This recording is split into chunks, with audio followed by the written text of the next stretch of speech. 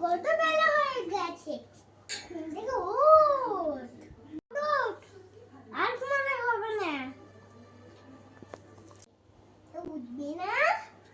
ব্যাস করবি না সোনা স্কুলে যাবি না মা আমি তো ঘুমাই না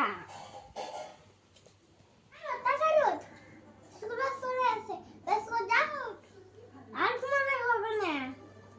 ব্যবস্থা করে নে তাড়াতাড়ি তাড়াতাড়ি ব্যবস্থা করে নে নাহলে দাঁতে পোকা হবে আমি ব্যাস করবো না ব্যাস করে নে ব্যাস না করলে দাঁতে পোকা হয় তখন বুঝবি আমার ব্যাস করতে ভালো লাগে না আমার দাঁতে কি ব্যথা দেখেছিস ওই জন্য প্রতিদিন ব্যাস করতে হয়